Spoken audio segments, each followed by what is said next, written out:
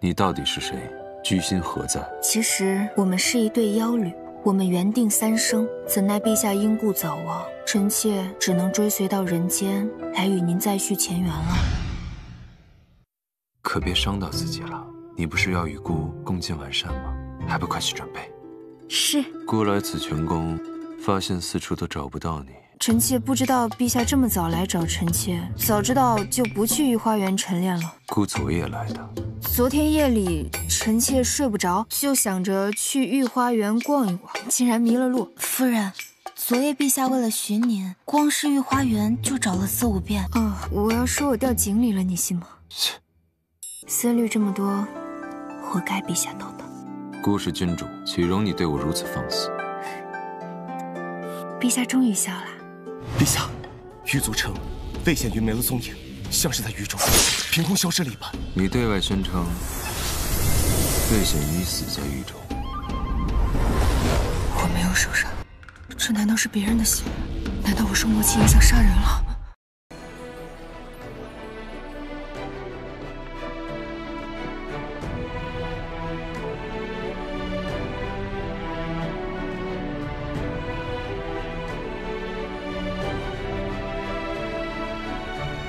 我刚打听过了，司马娇在这里比较残暴、好色，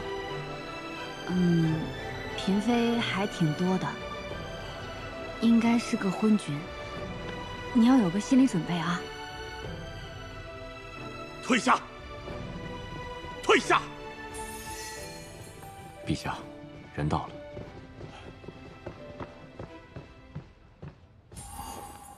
臣。 溧阳郡守魏显瑜叩见陛下。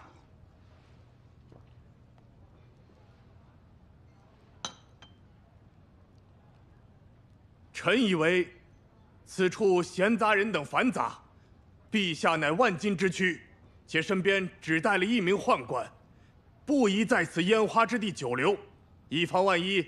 臣特意前来护送陛下回府。 司马娇还是师祖的时候，外人就说她残暴了，但世人看到的只是表面。至于好色，她现在皇位不稳，可能免不了需要姻亲来拉拢朝臣。这一世无论她变成什么样子，我都可以接受。我只要她好好活着就行。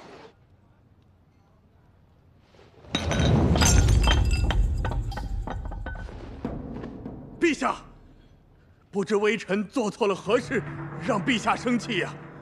你出现在此处，就足以让孤生气了。来人，把他拖出去，给孤当街斩了。陛下，陛下，陛下饶命啊！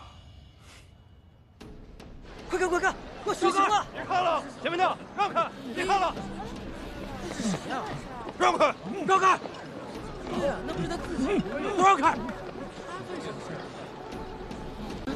那不是郡守大人吗？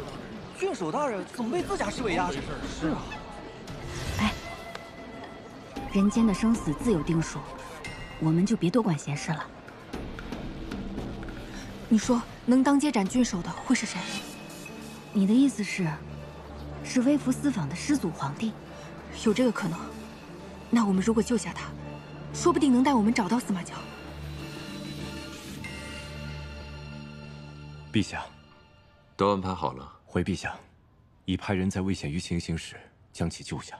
估摸着这会儿已经得手了，正赶回来向陛下回禀呢。这个魏显瑜直接斩杀也不为过。前些日子那出山匪袭击也是他的手笔，可惜被他侥幸逃脱了。 他也有了叛心，再次杀我是迟早的事情。如今孤再给他一次机会，我们便能顺藤摸瓜，抓住南燕侯的把柄。魏显瑜当年靠燕州大旱囤积居奇起了家，之后又是克扣军饷中饱私囊，又是为了圈地草菅人民，他背后的肮脏勾当可真不少。 他一个溧阳郡守，何以能做得了这些？他背后还不是南咽侯那个老狐狸的授意啊？是，南咽侯狼子野心，自陛下幼时起便把持朝政大权和禁军力量，使得陛下势力被削弱，只能在夹缝中继任皇位。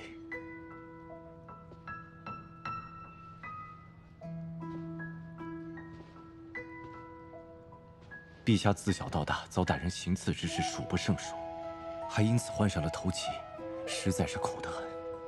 苦又如何？总要有人来守住这护国的万里河山。陛下籍贯在即，在那之后便是拜山之礼，届时那些豺狼虎豹也定会收敛些。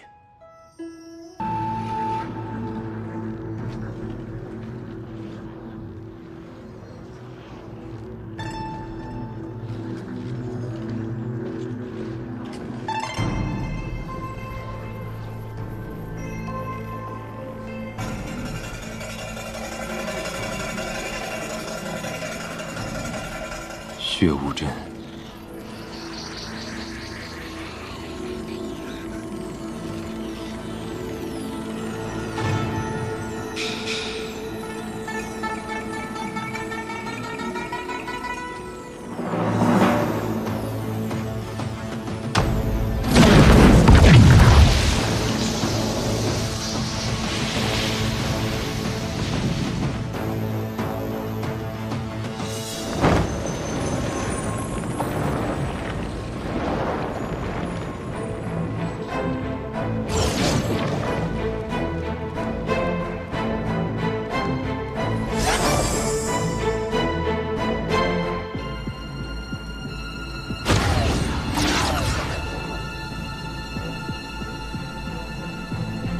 用凤山血脉浇灌出的血池。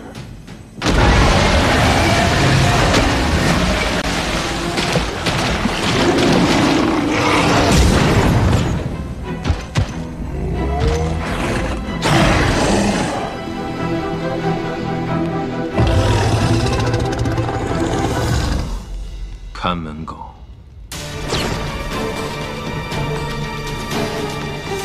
你也要答应我，不要撕裂了伤口，也不要磕着、碰着，我会心疼的。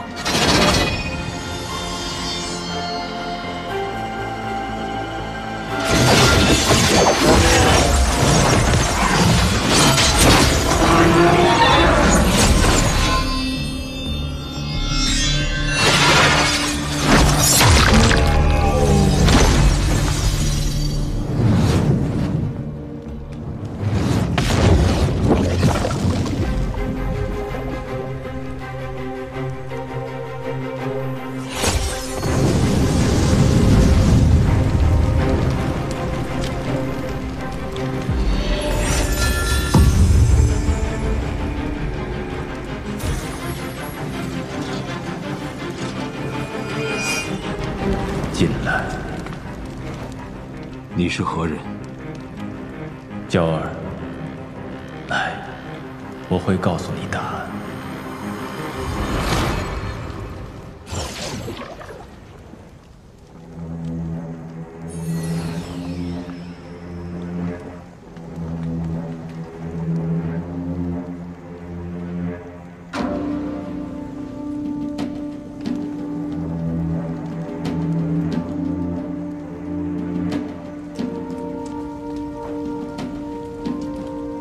那次灵火果然在此处。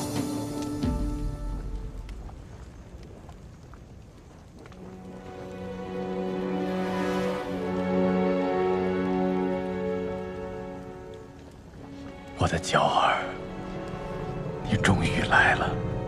你是司马师，我一直在等你。原来你没有死在白鹿崖大火中。看来娥儿还是听了我的话，将灵火与你相融了。你能坚持下来，我很欣慰。我带你出去。不用白费力气了，我在这儿等你，也不是为了要出去。我这残破的身体，也不可能再出去了。我在这儿苟延残喘的等你，就是为了告诉你当年的真相。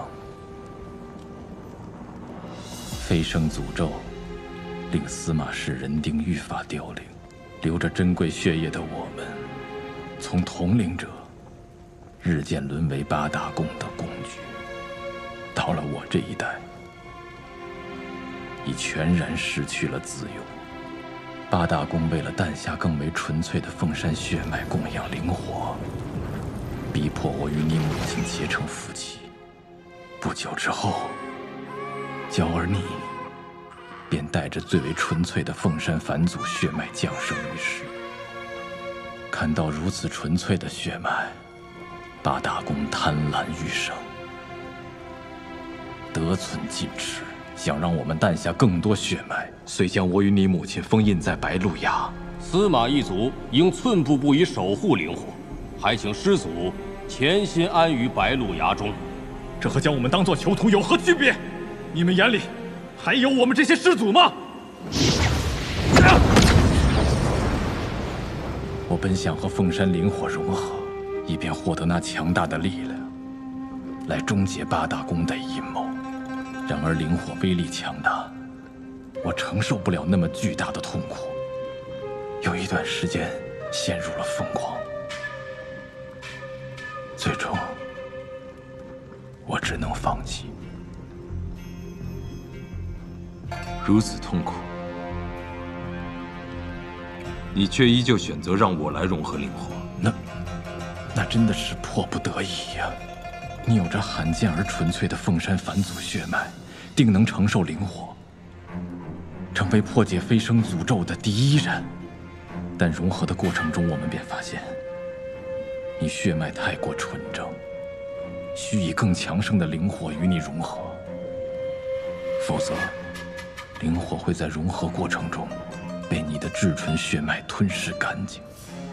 后来，我便和司马一族的族人共同做了个决定：若我们死得其所，能让娇儿成功将灵火融合，那八大宫便再不敢进犯我司马一族。没错，我们愿意为娇儿融合灵火。我也愿意，我也愿意，我也愿意。司马一族不愿再任人宰割，满足八大宫的贪欲，于是决定共同以血养火，养成那足够强大，能够被你融合之火。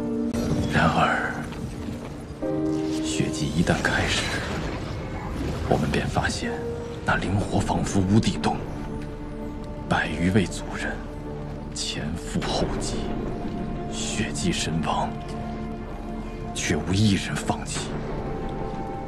最终，我们族人用尽了全部的血脉，终养成这世间最强盛的灵火。牺牲全族人的性命，让一个孩童背负如此沉重的命运，该说你们是可怜还是可恨？如若让我们重新选择一次，我们依然会走这条道路。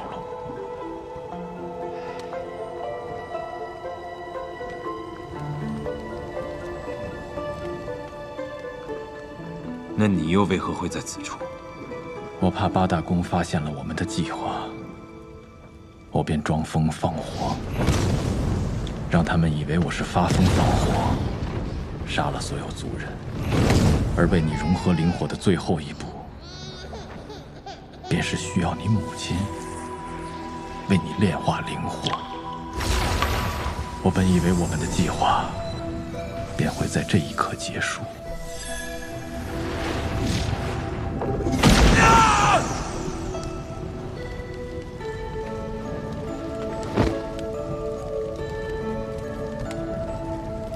死了，不好，司马恶闹！白鹿崖大火时，施家安插在八大宫中的眼线发现了奄奄一息的我，于是将我从白鹿崖偷偷带走。原本施家的确是想救我，但我被救出以后，急于想要找到你，让施永友从我这里获知了破解飞升诅咒的秘密，这引起了他的贪欲。石拥有伙同他的弟子10千缕，从白鹿崖偷走了一小簇即将熄灭的灵火分身，以我的身体作为灯芯供养。同时，石拥有与10千缕暗中打造了白凤山，收集凤山血脉，以血来培养你这簇灵火。没错。既然你到了这儿，那这一切便都该终结了。娇儿，你要记住，我们是凤山一族，凤山一族天生不凡，注定与天地同寿。天地同寿。你看清楚了，如今这司马一族，只剩下我一人。只剩下你一人又如何？只要你能活1000年、10000年，只要你不死，凤山一族就永远在，我们一族的辉煌便有重现的那天。只要你把它吞噬了，你的伤势不仅会痊愈，更能让你体内的灵火倍增。除了强大之外，还有一种可能。我在吞噬灵火的过程中，被灵火瞬间燃尽，对吗？你是千万年罕见的凤山返祖血脉，你定能做到我们不曾做到之事。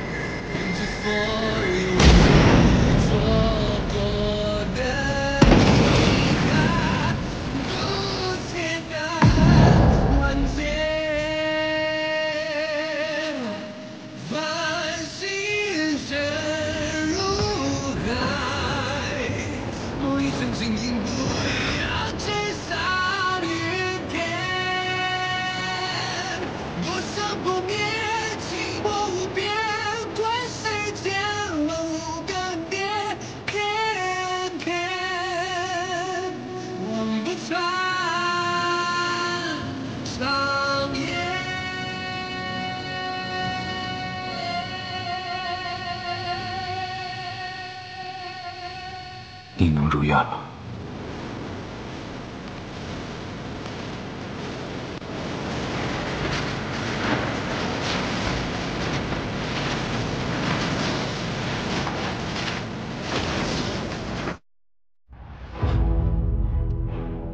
不好，太尉想出事。掌门，叶公主传信，已有廖廷彦下落。速让介入林，将廖廷彦绑去太玄峰，否则他应职工族人都要死。是。我感知到了，太尉山的灵火有异样，恐怕这司马娇已经找到了那里。我先行去查看，你速速通知各国公主前往太玄峰布阵。一旦这司马娇现身于太尉山，我便会利用廖廷彦将他引去太玄峰。到时候，我们各国公主合力将他擒获。是。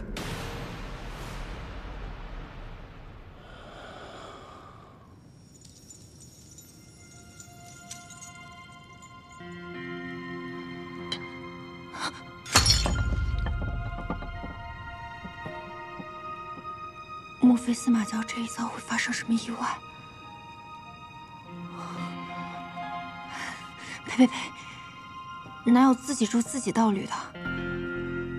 他那么厉害，能杀他的人恐怕还没出生，哪怕受点小伤，也不会有大事的。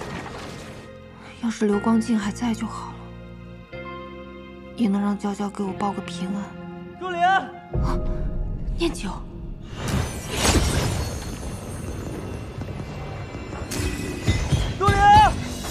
若琳，念九，爷，抓住他！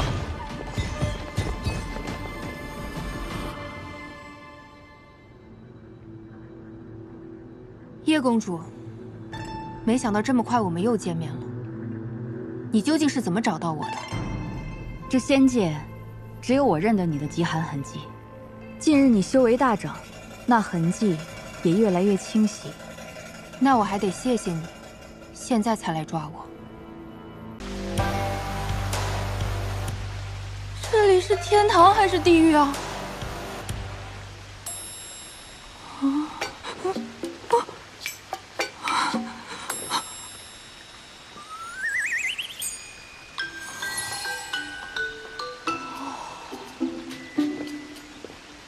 廖师妹，师傅唤你去竹取幽谱找他。廖师妹，师傅，竹取幽谱。师妹不要太担忧，你刚来青谷天，不知那三圣山是师祖修炼禁地，才会擅自闯入的。师傅是不会因此怪罪于你的。快跟我走吧。青谷天、青谷山，这俩怎么这么像？三山科技的魏总你知道吧？他看了你青谷山的案子，觉得不错。你今天晚上连夜赶去青谷山，明天一早亲自去拜访他。廖师妹，算了，说多错多，先演着吧。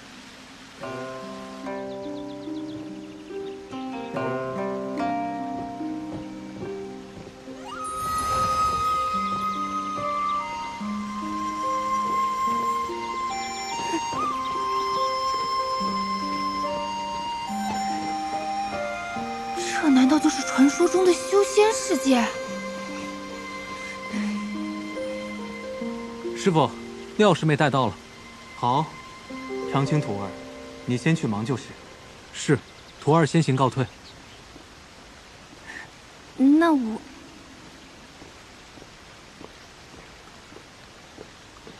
庭院徒儿，为何还不进来？让为师探查下你灵府情况。看来我这个身体姓廖名庭燕。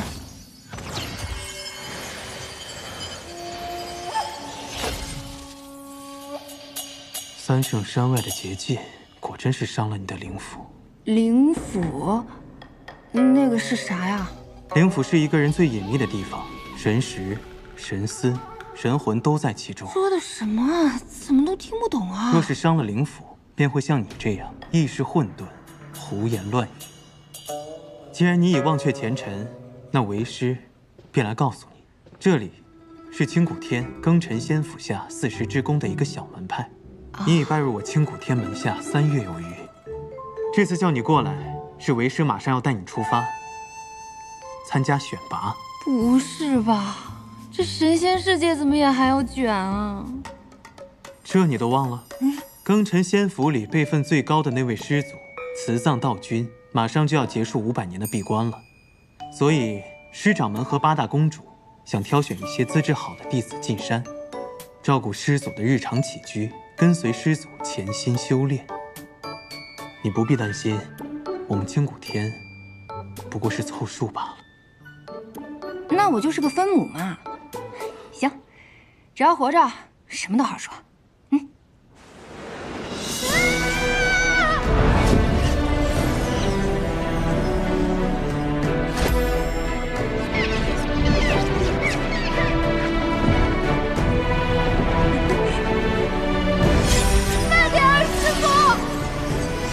徒儿莫要害怕，在你脚下，便是绵延8888里的庚辰仙府。开山至今已有几10万年。最初建立庚辰仙府的始祖，乃至后来每一代的掌权者，皆姓司马。如今，庚辰仙府的最后一位司马，便是这位即将出关的慈藏道君。哦，看来这位师祖在你们这里是那种说一不二的大人物啊。师祖自然是最德高望重的，整个庚辰仙府就是因为师祖才得以拥有充沛的灵气。至于师掌门，他是内府的掌权者，师世历代负责侍奉守护司马一族。而内府又分为8大宫，8大宫下面则有着我们这些小门派。咦，师傅，既然师祖已经出关了，他为什么不出来，还要选人进去啊？这个嘛，为师也不是很清楚。兴许是师祖喜爱清静，不愿出山吧？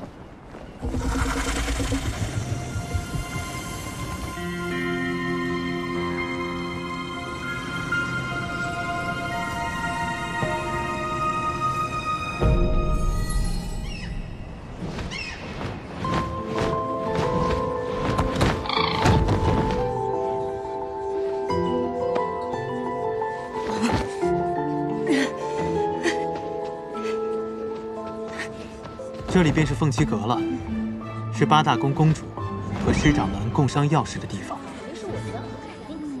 这不就是海选吗？不知道师祖喜欢什么样的弟子？师祖当然喜欢资质好、修为高的弟子呀。他们都展示什么才艺啊？莫要在意输赢，平常心应对就好。我心态好着呢，放心哈。为时不早了，你快进去吧。再等等，我都习惯了，踩点进来。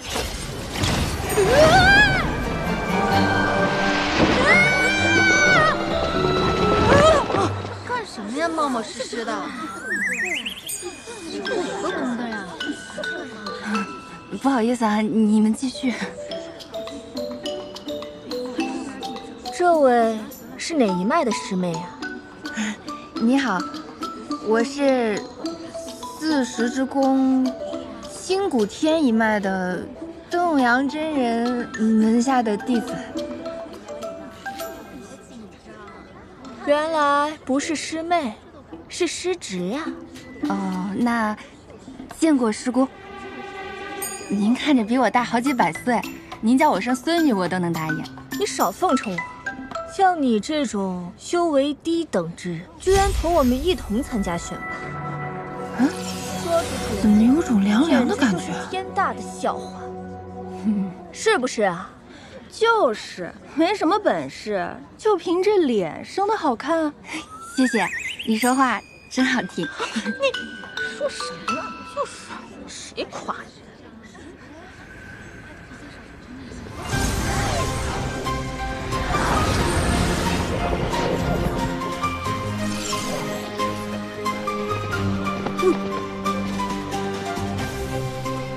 恭迎各位公主、师长们。今日，各位公主们将从在场的众弟子中挑选100人，进山侍奉师祖，照顾师祖起居，伴其修行。选拔正式开始，众弟子只需静心盘坐，打开天灵，静候佳音。是。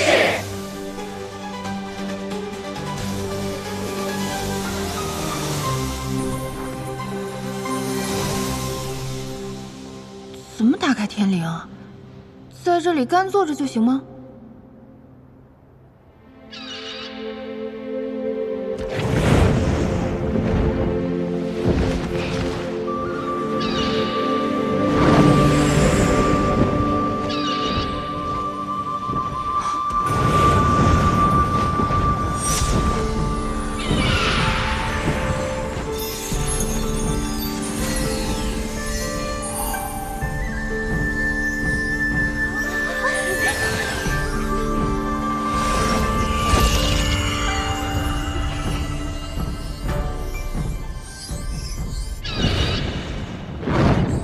我不是来凑数的吗？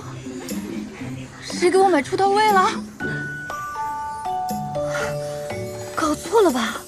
我没有中选，这个3灵根的废物怎么选上了？我这个废物也想问呢。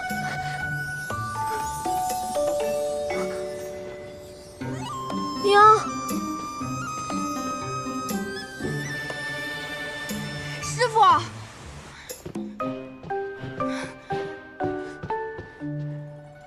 庭燕徒儿，听闻你已经中选了，为师甚是欣慰，与有荣焉呐。我清谷天自开创以来，不是说好了我只是走个过场的吗？怎么就被选中了？你能不能跟上面反馈一下？我不想去，有的是人抢这个 offer。什么符？总之，我愿意把这个机会让给别人。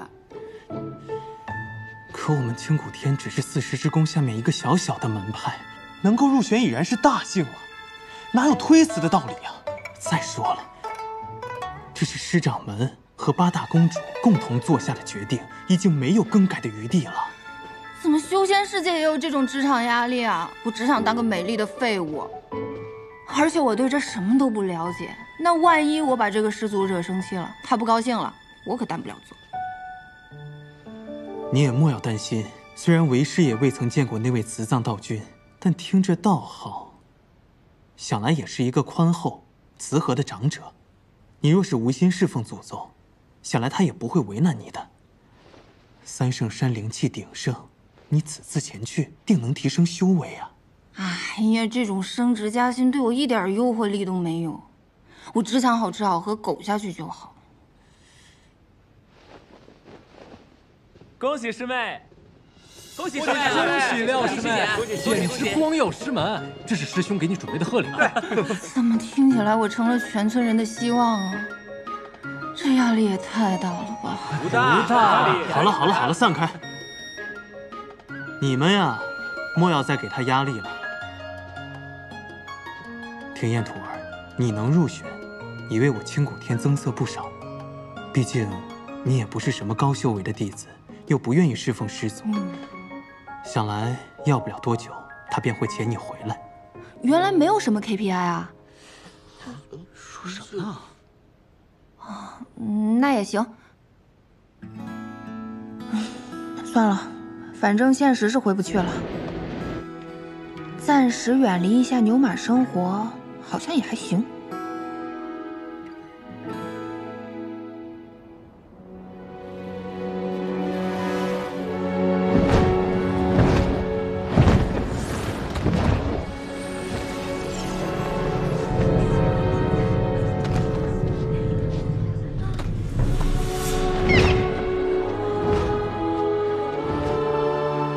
这便是三圣山了。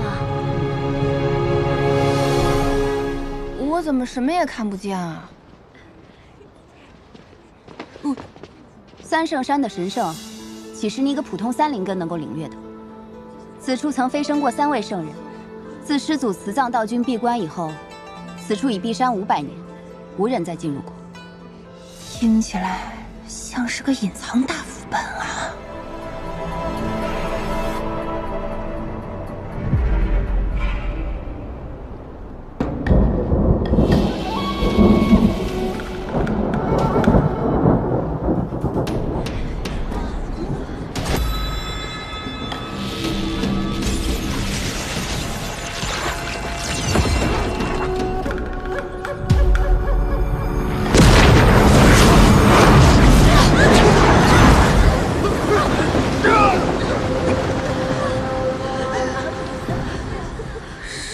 情况？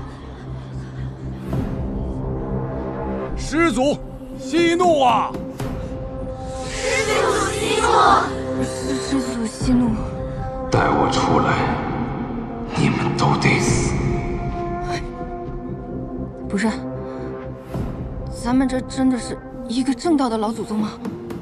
而不是魔域的。慈藏道君的刺，不是慈祥的刺吧？500年过去了。师祖竟然变得更加残暴了，这可如何是好？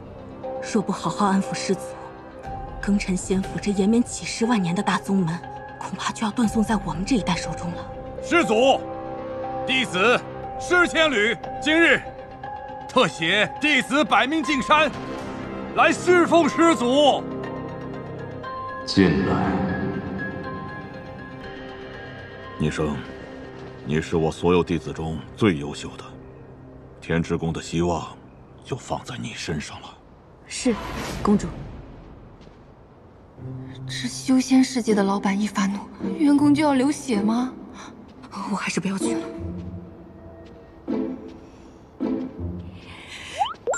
嗨，出发。哎，我东西不见了。东西掉哪儿了？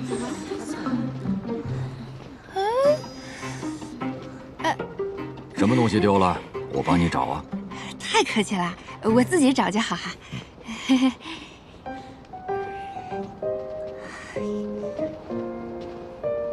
啊！哦，哎呦！好痛，好痛啊，肚子，哎呀，晕了，哎呦，不行了，肚子上去再说。痛，真痛。行了，不疼了，我自己可以走。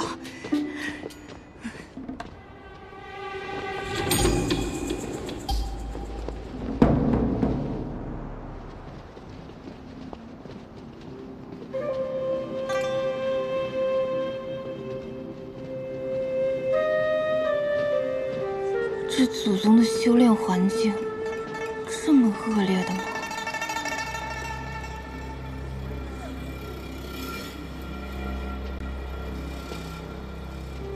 还是说师祖修的是什么邪门歪道？师姑，这里有些吓人，我们还要往前走吗？公主进山之前交代过，这山中有结界，如果贸然离开的话，不仅会惹怒师祖，而且会被结界吞噬。你要是嫌活得太长，就先逃吧。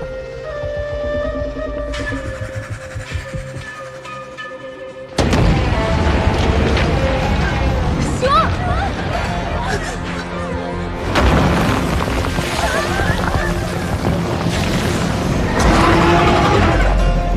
前辈，且慢！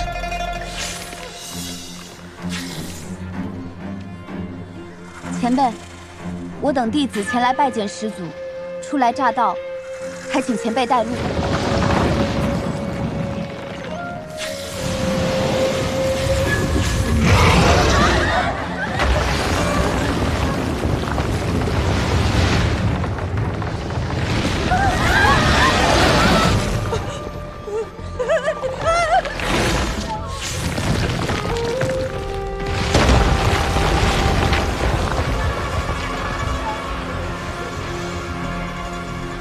跟上。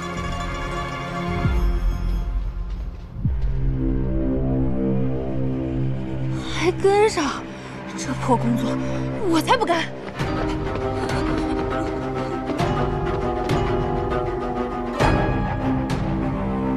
胆子真大。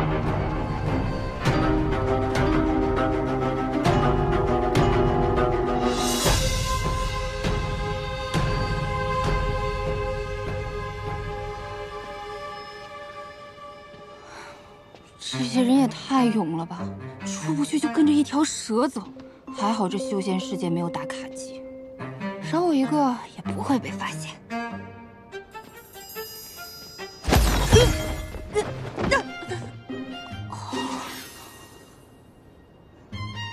啥呀？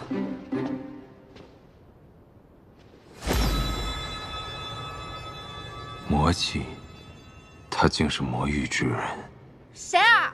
我看到你了。真是不知死活。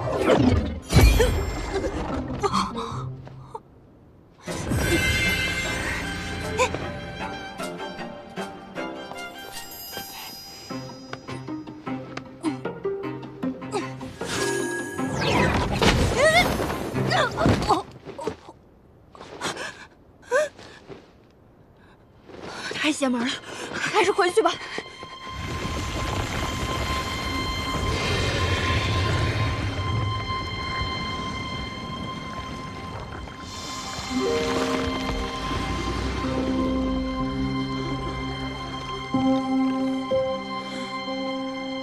进去吧。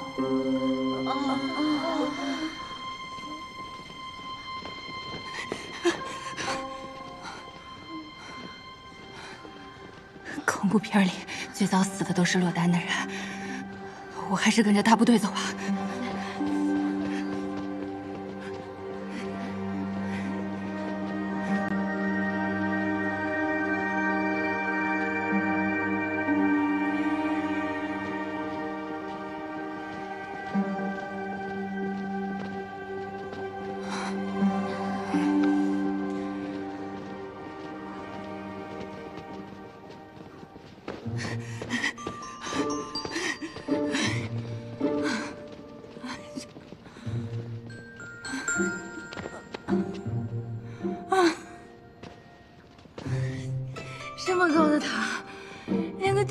都没有的吗？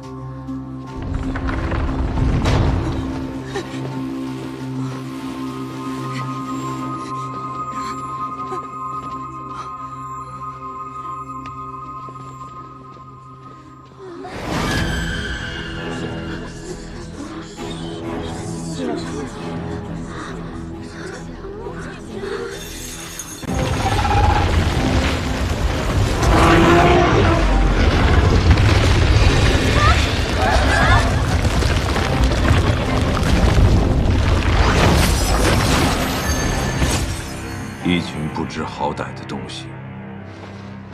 参见师祖。参见师祖。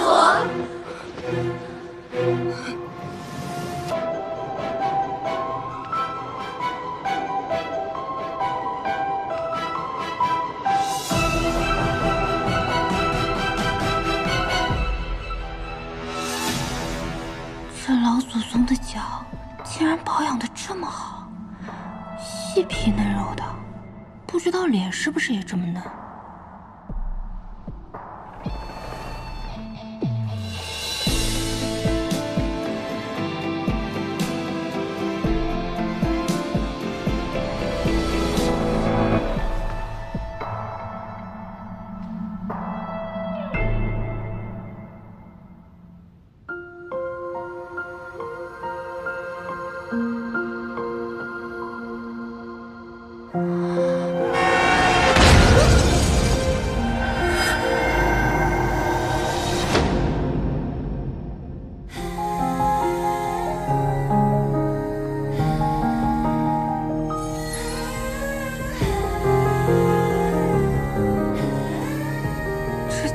多岁的祖宗，竟然是个小白脸！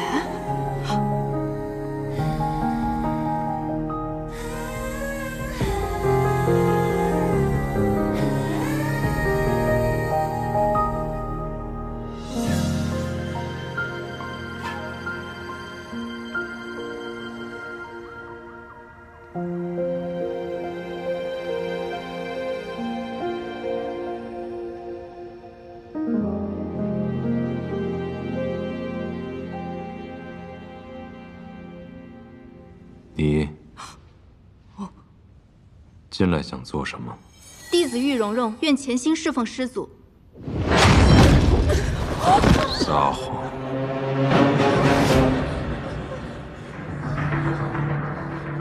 这祖宗长得白白净净的，怎么脾气这么暴躁啊？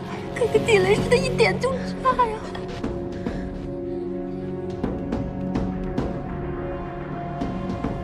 你别过来呀！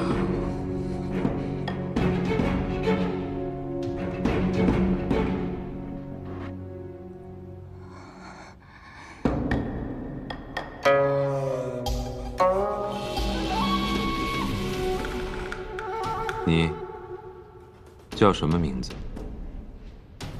弟子婉玲，仰慕师祖风采，愿侍奉师祖。他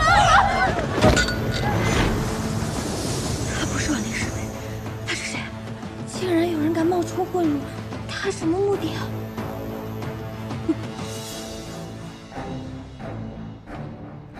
他好像在看我。 不是祖宗，你别看我呀！这儿还有个胆子更大的。我哪里胆子大了？我根本什么都没做呀，祖宗！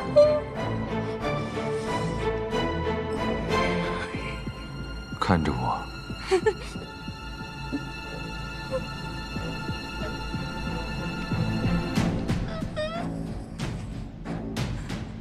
睁开眼睛看着我。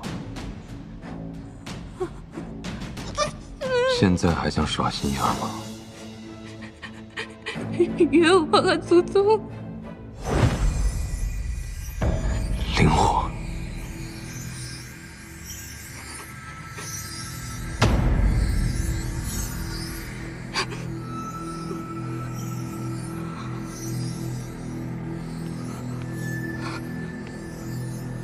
都滚出去！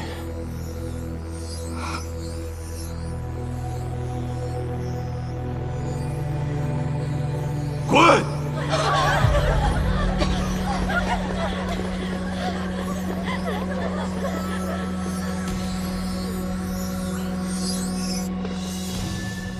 这师祖精神状态好像不太正常，简直是蠢发疯。我怀疑他找我们来，是给他的宠物蛇囤口粮的。现杀的比较新鲜。休得胡言！今日面见已毕，我们要找个地方先安顿一下，等待师祖的吩咐。走。这个天之宫的穆尼生以为自己是谁啊？人人都得听他的。我偏不。我们走这边。看来这几位宫斗选手都看不上我，啊，也好，不出头不冒尖，能苟一天是一天。啊，整整走了这么久，脚都感觉磨出水泡了。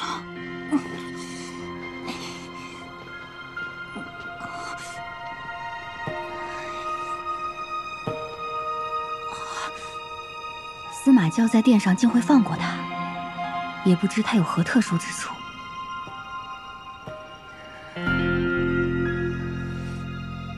希望这个老祖宗没有开例会的习惯，不要再见我了，好痛！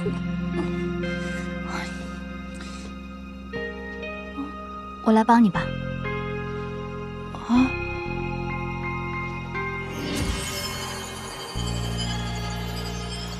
一下子就不痛了，谢谢啊！我叫廖廷艳，你呢？我叫叶入灵。啊，入灵。怎么你也落单了呀？难道你跟我一样也是个摸鱼分子？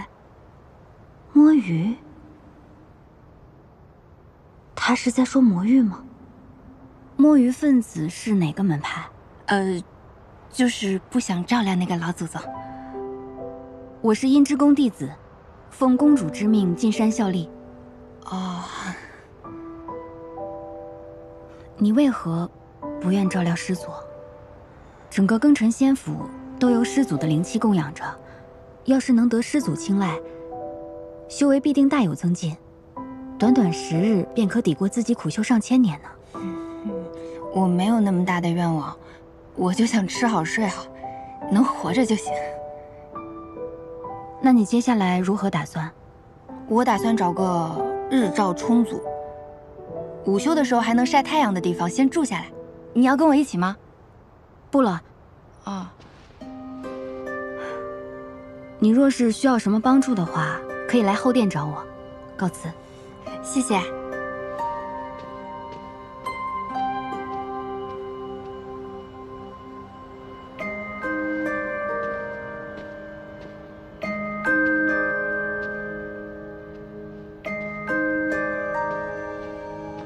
廖廷艳。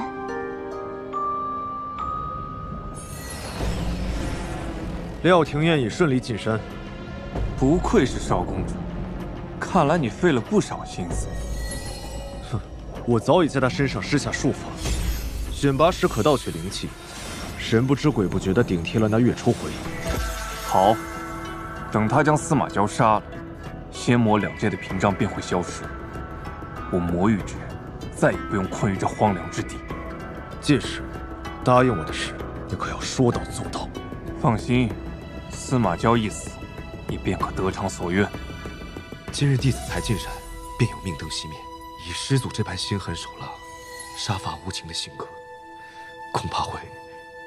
他会这样，也情有可原。500年前，司马师发疯火烧白鹿崖，毁去了整个司马一族。我和八大公赶到时，为时已晚。偌大家族，仅剩襁褓中的司马娇，而他偏偏是极为罕见的返祖血脉，地狱灵火融为一体，因此以血肉之躯供养灵火的责任，便落到了司马交一人头上。此等血脉承载了无上的力量，但也带来了无尽的痛苦。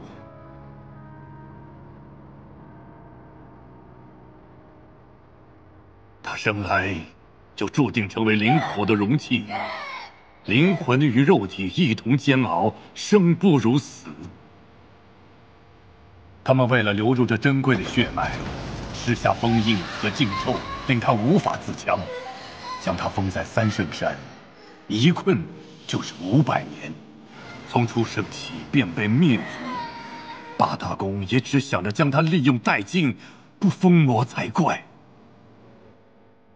师祖，请把这碗汤喝下吧。再喝一口。师祖对我施加，尚且还能念及几分旧情，但那些被八大公送入山的弟子们，各怀鬼胎，恐怕难逃一死。他睁开眼睛看着我，为什么会让灵火躁动不安？冤枉啊，祖宗！他到底在谋划什么？他会是我所需之人吗？